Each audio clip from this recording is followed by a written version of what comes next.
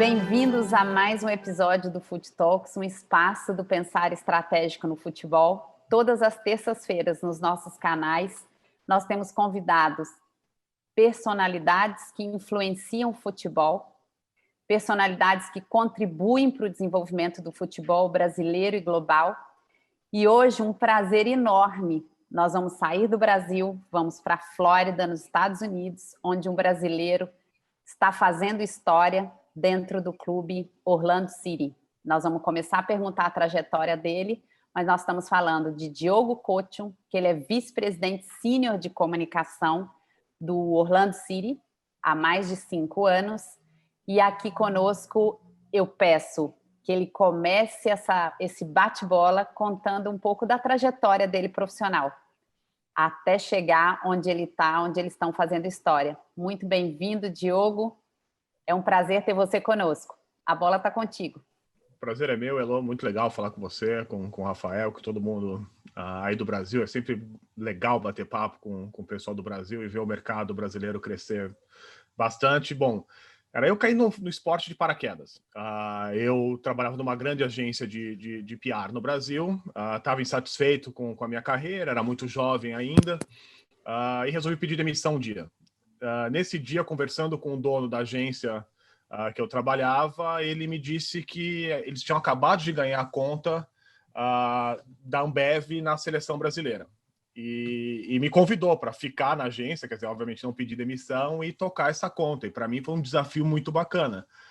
Comecei a trabalhar com toda a parte de comunicação da Ambev na seleção brasileira. Foi lá onde eu conheci o meu atual chefe aqui nos Estados Unidos, que é o Alexandre Leitão, que era o responsável da Ambev por esse patrocínio.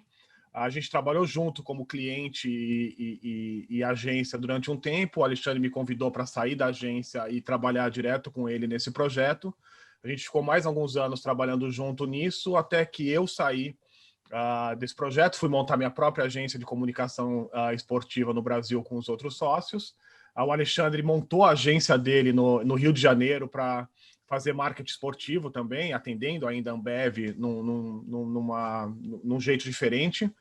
E em 2010 ele vendeu essa agência para a Octagon, que é a maior agência de marketing esportivo do mundo.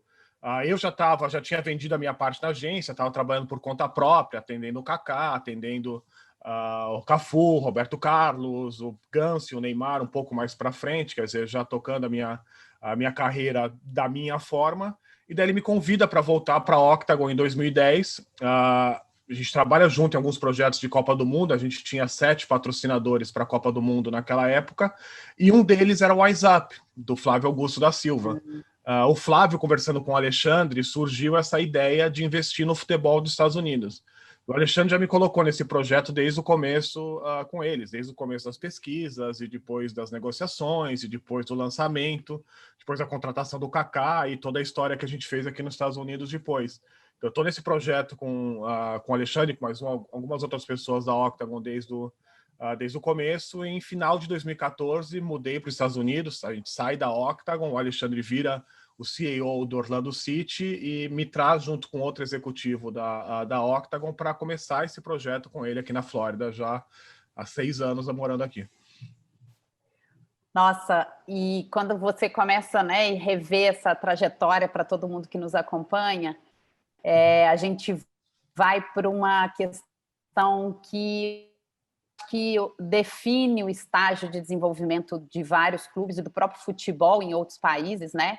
E a jornada que primeiro a Europa, Estados Unidos e o Brasil está num momento de refletir muito nessa transição, que é ver, né, todo mundo que você cita, toda essa trajetória são empresários, pessoas de mercado mesmo, do entendimento, o Orlando City super profissionalizado. Conta um pouco para a gente como funciona essa parte de comunicação, marketing comercial, num clube empresa totalmente profissionalizado, majoritariamente aí um brasileiro, Flávio, da WhatsApp, é o dono majoritário, com outros investidores. Conta para a gente como funciona esse lado profissional, especificamente sua área, e como é estar neste clube com esse grau de profissionalização e essa visão de negócio. A beleza desse projeto, para mim, foi que a gente começar um projeto no futebol, um clube de futebol do zero. Todas as outras entidades que eu já tinha trabalhado junto, que a maioria das pessoas já trabalharam ou trabalham juntos, são entidades centenárias. Aquilo está lá há muito tempo, aquilo está sendo feito daquela forma há muito tempo. Aqui no Orlando City, a gente teve a possibilidade de começar um clube de futebol desde o PowerPoint. Quer dizer, a gente tomou o Flávio, o Alexandre, baseado nos dados que a gente conseguiu montar para eles, tomaram a decisão até que cidade que eles iam investir, a partir do momento de que cidade, qual que é o modelo que eles iriam investir, se eles comprariam um clube ou se eles montariam um clube do zero. Optou-se por comprar um clube que já existia aqui na Flórida, em Orlando, na terceira divisão. Todo o projeto de levar esse clube para a Major League Soccer, que é completamente diferente, quer dizer, não tem divisões nos Estados Unidos, então você faz um projeto, aprova esse projeto e faz uma expansão da liga principal e coloca esse projeto dentro dessa liga e mudar para cá e começar a fazer isso desde o começo. A primeira vez que eu pisei no escritório do Orlando City, aqui em Orlando, eram 5 funcionários, era aquele escritóriozinho de startup que muitos de vocês conhecem, quer dizer, a gente tinha uma secretária que é a nossa recepcionista até hoje no Orlando City, aquela salinha de reunião, uma salinha para o presidente na época e mais uma salinha com 3 funcionários. Esse era o Orlando City na primeira visita que eu fiz aqui. Quando muda em 2014, já tinha algumas áreas já começando a ser estabelecidas, mas assim, talvez 20 funcionários na época, 25 funcionários talvez, já começando o projeto do clube na Major League Soccer. E hoje a gente somos 200 funcionários em 3 escritórios diferentes, quer dizer, a gente tem o escritório principal que é no estádio, a gente tem o nosso CT do masculino e de toda a academia perto da Disney, e todo o CT do time feminino, Orlando Pride, no norte de Orlando, quer dizer, toda essa sofisticação da companhia de 5 pessoas para 200 pessoas da terceira divisão para a primeira divisão é um projeto que sempre foi muito bacana. Então, assim, a gente foi se sofisticando ao longo do tempo, quer dizer, quando eu comecei nesse projeto, quando eu mudei para os Estados Unidos e a posição que eu me encontro hoje, são completamente diferentes. Quer dizer, no começo a gente tinha que bater o escanteio, cabecear, comemorar e fazer o post na internet. Hoje não, quer dizer, a minha área ela já é extremamente sofisticada, quer dizer, na minha área de comunicação a gente tem 3 verticais. A gente tem a comunicação tradicional dos 2 clubes, a gente tem toda a parte de TV do Orlando City, a gente tem direitos de TVs diferentes aqui nos Estados Unidos, então a gente tem que ter uma TV, uma equipe de TV de fato dentro do clube, e toda a comunicação digital do clube está embaixo da minha área também, todas as redes sociais, os 2 clubes, todo o conteúdo que a gente faz. E nisso aqui no Orlando City a gente é um pouco diferente também, a gente tem por policy não contratar agência.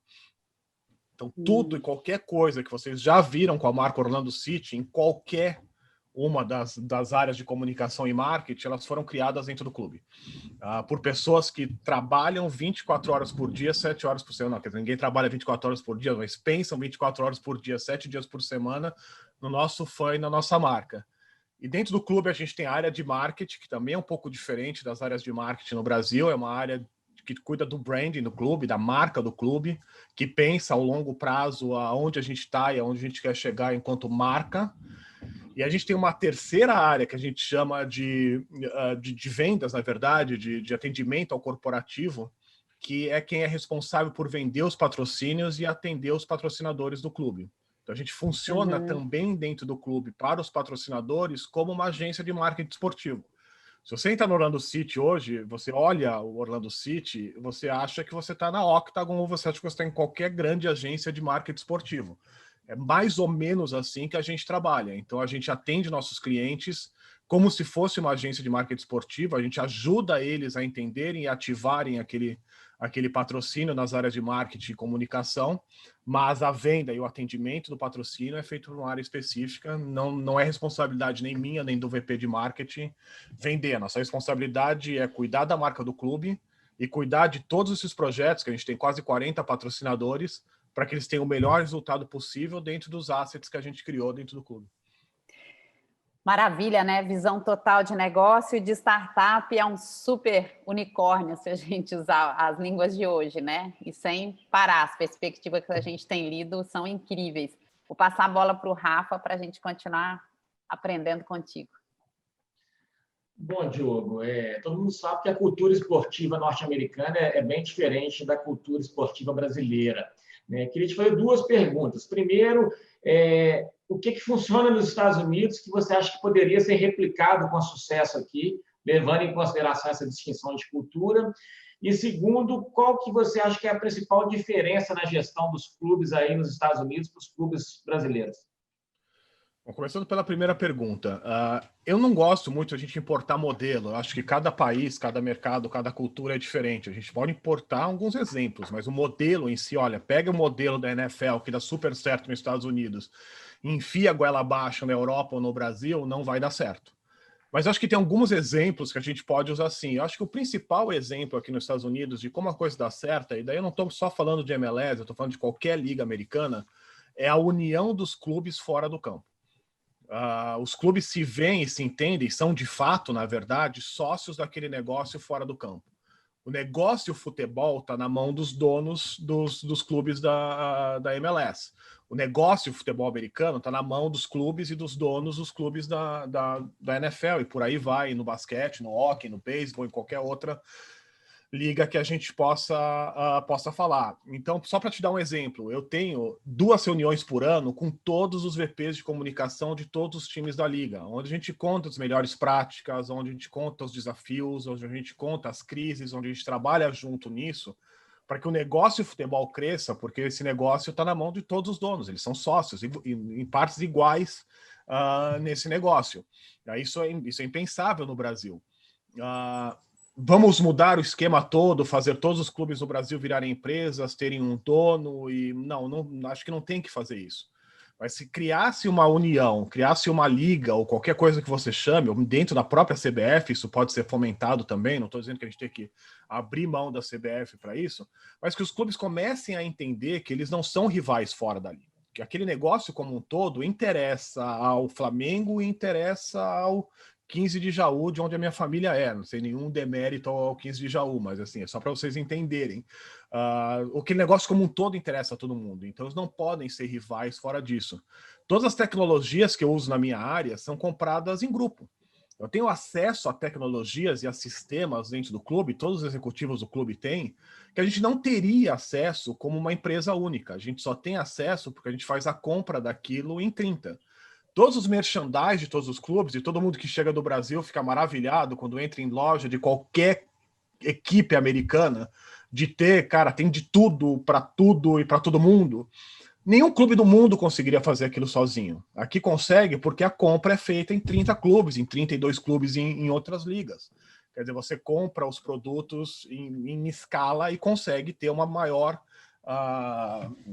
gama de produtos para vender para os seus fãs.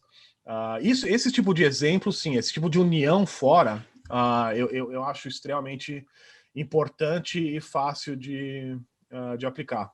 Rafa, acho que eu esqueci a segunda pergunta, na verdade, tanto que eu falei. A segunda é qual que é a maior diferença que você vê na gestão dos clubes brasileiros para os norte-americanos? Cara, visão de longo prazo. Aqui existe um dono, e novamente, esse não é um modelo único. Existem vários clubes no mundo que são associações, que têm eleição, que têm a mesma coisa, mas eles têm um sistema de gestão e de governança que impede esses ciclos de 3 anos ou 4 anos, dependendo da eleição do clube, onde tudo recomeça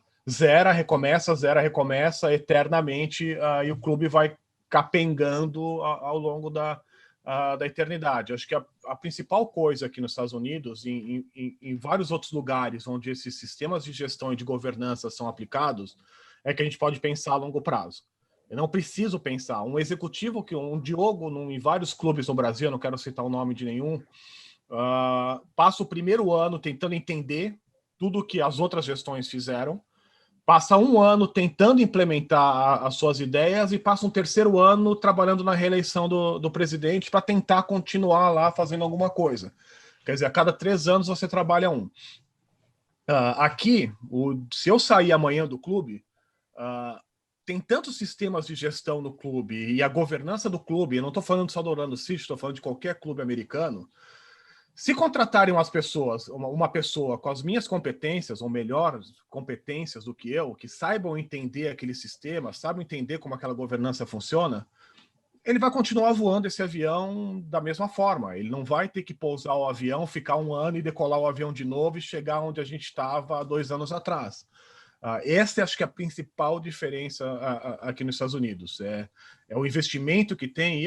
E para ser sincero, Rafael, eu conversei com vários candidatos de vários clubes ao longo desse ano, até por essa proximidade que a gente criou com essa pandemia. E a principal coisa que eu falei para todos eles foi, cara, se você deixar como legado do clube que você for assumir uma governança, um sistema que permita isso, cara, você já vai tirar esse clube você vai se colocar na história desse clube. Se você conseguir criar uma união que, cara, não vai começar com 20 clubes, vão começar com 2, com 3, com 5, e os outros clubes vão ver que, cara, esses 5 clubes estão ganhando espaço mais rapidamente do que a gente, porque eles se uniram.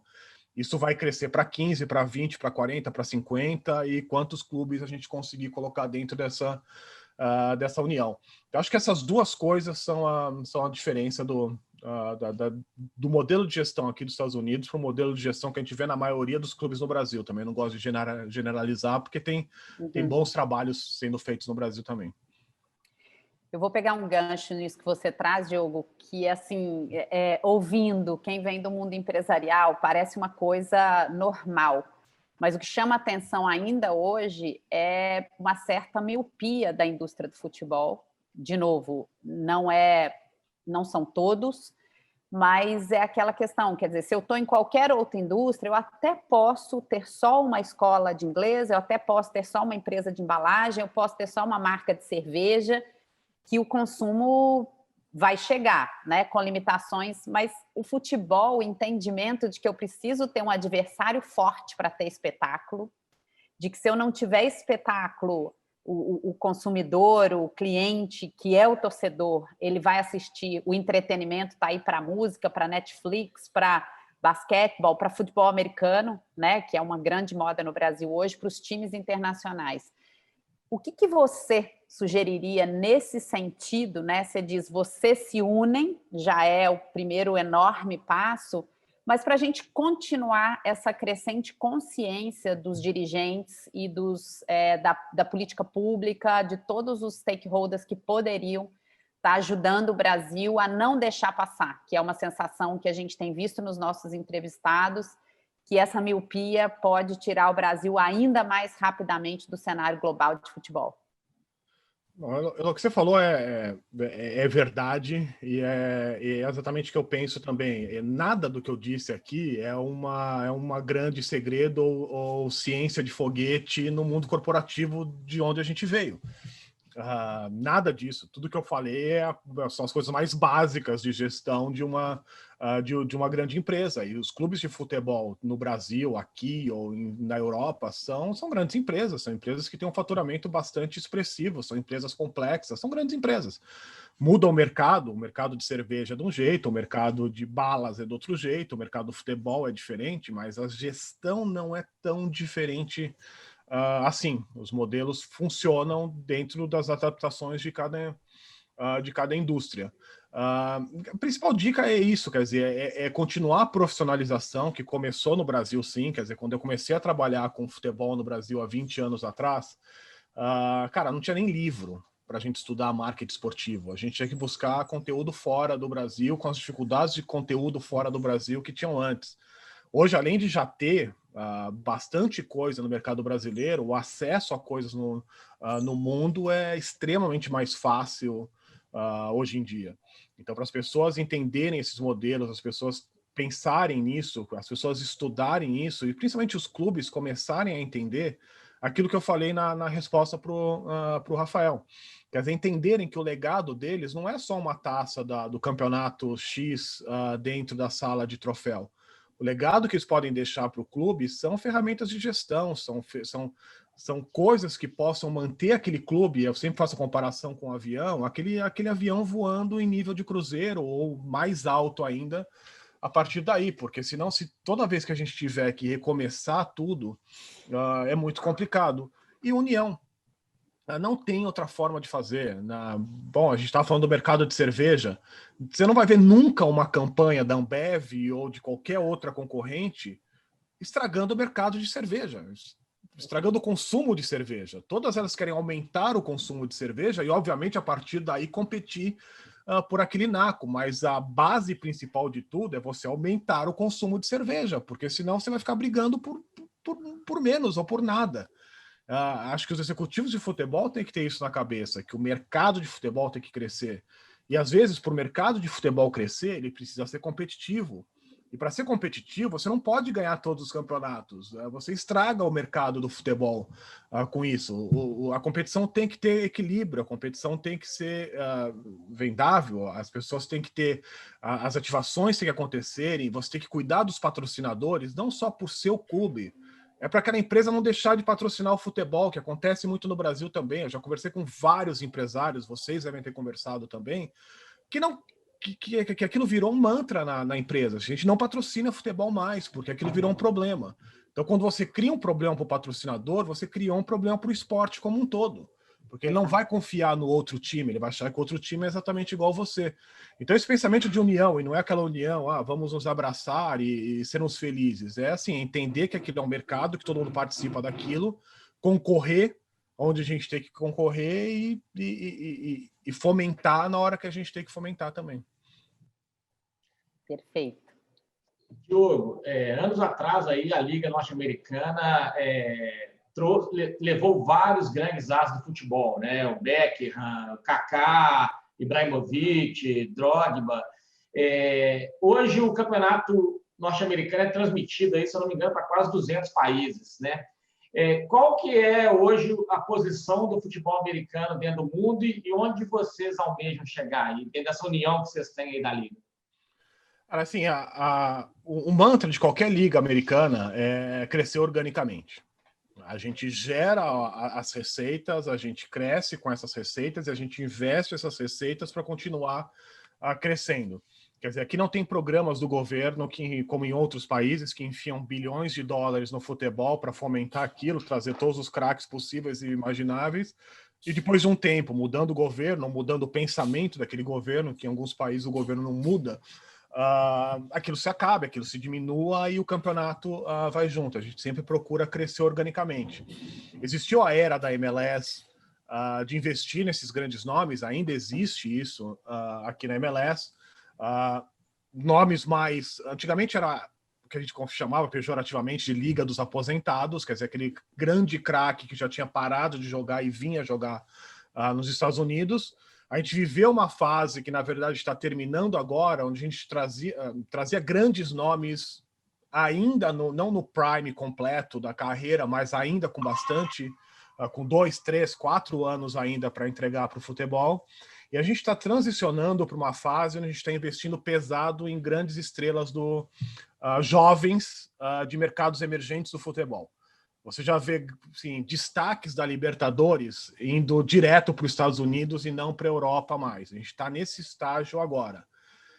Com todas as receitas que vão aumentar por diversos motivos nos próximos anos, isso vai aumentar cada vez mais. A gente vai conseguir competir cada vez mais com a Europa em trazer esses jogadores para cá. Então, o grande craque que surgiu no Brasil, ele vai ter dois caminhos. Ou ele vai para a Europa, ou ele vai para os Estados Unidos. Eu, particularmente, não acredito ainda, até por questão de nome, sonhos e tudo mais, e a gente tem que levar isso em conta, que o jogador que puder ir para o Milan, para o Real Madrid, para o Manchester United, ele talvez não vá, ele vai optar ainda por ir para esses clubes pelo mesmo dinheiro. Mas todos aqueles jogadores que não vão para esses 5 maiores clubes da Europa, esses sim eu acho que vão pensar com carinho em vir para os Estados Unidos, porque eles vão receber a mesma coisa, eles vão trabalhar numa liga que só cresce e vão morar num país que é inegável, que é o desejo de muitas pessoas no mundo. Então, quer dizer, não é mais aquela coisa de morar num país longínquo na Ásia ou no meio do Oriente Médio, quer dizer, você vir morar em Orlando. Ou em Nova York, ou em Los Angeles, ou em grandes cidades americanas, Chicago, onde a gente tem clubes. Então a gente está nesse momento agora, onde a gente está transicionando para essa parte dos grandes craques, para craques jovens, E com cada vez mais investimentos, cada vez mais craques, a gente está vendo que vai começar a vir aqui para os Estados Unidos. E, Diogo, igual você falou, continuando nessa visão de longo prazo, a gente tem visto cada vez mais um posicionamento claro, não só do Orlando City, mas de vários clubes, mas particularmente de vocês, como um investimento forte para ser um clube formador. Nesse sentido, eu sei que vocês já têm algumas parcerias com alguns clubes aqui no Brasil, mas o que mais? A gente aqui na universidade acredita que mudar o futebol transforma a sociedade e esse mudar a transformação passa pelo conhecimento. Quer dizer, a gente tem talentos, a gente tem, né, naturalmente aqui, mas esse naturalmente a gente vê que não é sustentável se não tiver parcerias fortes. Se esse garoto, né, que é talentoso por natureza, se ele não tem uma jornada de preparação dele como ser humano, isso não vai avançar. Vocês têm alguma perspectiva, algum projeto de investimento nesses garotos para além da área técnica no Brasil? Pode ser uma boa ideia. Não, a gente tem uma boa... A gente realmente é um clube que quer ser formador, até pelo local que a gente está. A Flórida é um estado de imensa diversidade, os mercados de formação nos Estados Unidos são protegidos, então eu não posso sair recrutando jogadores de outras áreas que tenham clubes da MLS, mas a gente está numa área que talvez seja a área mais diversa dos Estados Unidos, e futebol precisa de diversidade para crescer o talento. Então, na verdade, todo mundo mais olha para a nossa área do que a gente olha para a área dos outros, então a gente investe muito. A gente acabou de fazer um CT só para a nossa categoria de base, que tem 5 campos profissionais, um mini estádio, toda a estrutura profissional para esses garotos se desenvolverem. Trazer garotos de outros lugares, a gente tem algumas escolinhas de futebol no Brasil, espalhadas em vários lugares do Brasil, com programas muito bacanas de formação de atleta, mas principalmente de recreação para atletas e para a nossa marca. Mas tem todos os, assim, você também não pode sair captando talentos em todos os lugares do mundo e trazendo para cá. Existem várias regras da FIFA e da legislação americana que impedem isso. Mas a gente olha com isso com carinho, sim. E eu acho que aqui nos Estados Unidos funciona muito bem essa formação do atleta. Eu acho que isso é uma coisa que acontece aqui, que seria um exemplo para o mundo todo.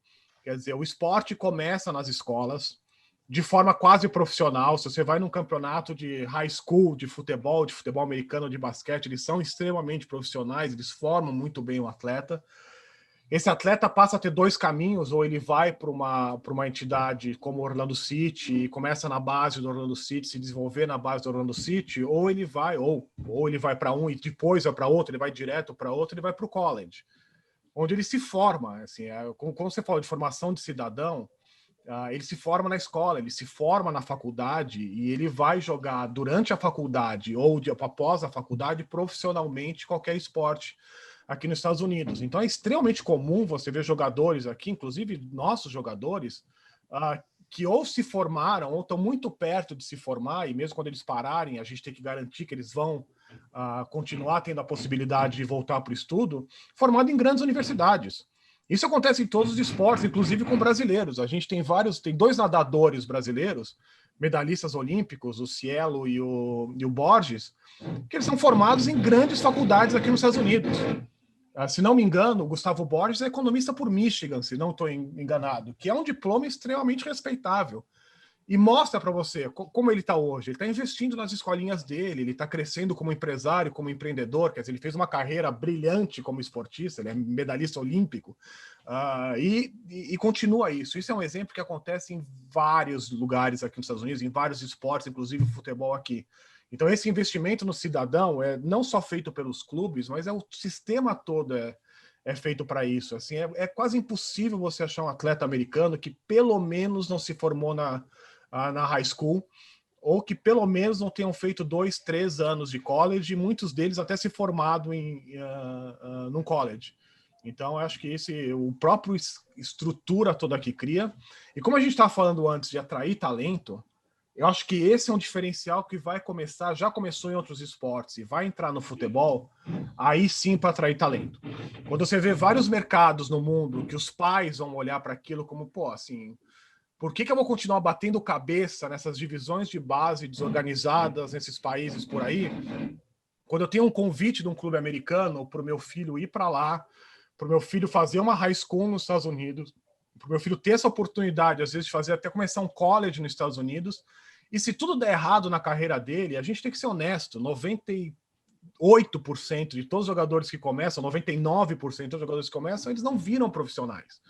Então, se o seu filho, com 13 anos, puder começar isso, e olha, ele pode virar profissional, mas se tudo der errado, ele sai economista por Michigan, por exemplo, é um speech de venda super poderoso. Então, assim, eu acho que os Estados Unidos vai começar a atrair mais talentos jovens de outros mercados, até por isso, quando os pais desses mercados começarem a ver isso como um diferencial importante. Assim, por que eu vou bater cabeça aqui se eu posso ir para um lugar que ele pode virar profissional, que existe uma liga imensa e forte, mas se tudo é errado, ele sai com diploma, volta para cá ou continua nos Estados Unidos fazendo a carreira dele profissional em outra área. Eu acho que isso pode ser muito poderoso para o futuro. Esse assunto, Diogo, para a gente é muito caro, porque na universidade a gente acredita que não adianta formar o pé antes de formar o coração, né? E que o futuro passa por formação. A gente quer continuar depois com você esse assunto. A produção começa a avisar que o nosso tempo de hoje desse Food Talks, ele vai chegando ao final. Tá uma delícia, eu olhei, eu achei até que eles tivessem errado, mas eu gostaria, então, super de te agradecer, mas não gostaria que você saísse sem suas palavras finais. Acho que fortemente em outra questão que o futebol americano, e especificamente também o Orlando City, aí com o Orlando City Prime, se eu não me engano, tem feito também como estratégia de visibilidade, de inclusão, de processo de progresso, trazer a diversidade. E aí, tangibilizada no futebol feminino. Te agradeço demais estar com a gente, espero ficar super conectado aí, Universidade de Futebol e vocês. E gostaria que você terminasse falando um pouquinho para a gente dessa questão de diversidade, inclusão do futebol feminino. Bom, primeiro, um prazer bater um papo com vocês, um prazer bater um papo com todo mundo da Universidade do Futebol. Quem tiver qualquer dúvida, querer saber mais, me procura aí nas redes sociais, que eu tenho o maior prazer do mundo em bater papo com todo mundo. E o futebol feminino aqui, Elo, é um dos projetos que eu mais curto, na verdade. Assim, eu acho que é uma visão de negócio pro futebol feminino, é entender aquilo não como caridade, mas como um negócio importante, um negócio que cresce e vai crescer ainda mais, que inclui sim pessoas nisso, que abre mercado para as mulheres, que dá representatividade para elas, que dá um caminho para as meninas seguirem um esporte também, chegarem a ser profissionais, chegarem a ser campeãs do mundo, como várias das atletas que jogam com a gente, outras atletas que jogam no nosso campeonato são. Então, acho que assim, é um modelo de fato. Se tem um modelo que assim, o mundo tem que seguir, é o modelo do futebol feminino nos Estados Unidos, de olhar aquilo como realmente algo para o futuro, algo que vai crescer, e não como caridade ou algo que a gente tem que seja obrigado a fazer por causa de alguma lei da Conmebol, da CBF, da FIFA ou qualquer outra coisa que o valha. Então, assim, acho que é isso que as pessoas têm que olhar. E aqui no clube a gente olha isso com muito carinho, investe muito nisso, ainda investe muito nisso, e não investe porque é legal, não investe porque dá voto, mesmo porque aqui a gente não tem eleição nenhuma. Então, não vai mudar muito para o nosso presidente atual se ele vai ficar popular com isso ou não. A gente vê isso como negócio. É uma franquia que cresce, já cresceu bastante, que a gente tem certeza que em alguns anos, quando atingir enquanto liga a maturidade que a MLS tem hoje e continuar crescendo, vai ser um negócio super importante dentro da nossa estrutura, inclusive financeiramente. Então, é assim que a gente vê o futebol feminino e é assim que todo mundo tem que ver. Super obrigada. Peço o Rafa para fazer os agradecimentos finais e também aqui em nome do Medina, que hoje não pôde estar conosco. Ele te mandou um super recado e disse que é muito, muito interessante, importante para a gente ter brasileiros tão competentes fazendo história no futebol pelo mundo. Muito obrigada, Rafa. Bom, Diogo, queria realmente agradecer a gentileza de você estar com a gente, contar um pouquinho aí desse mercado norte-americano, que ainda é tão pouco falado aqui no Brasil e é tão rico, como você mesmo está demonstrando aí, né? Espero que seja um primeiro de vários outros papos que a gente vai ter aí ao longo de 2021. Muito obrigado aí pela presença. Obrigado a vocês, eu estou à disposição de vocês sempre que vocês precisarem. Obrigada.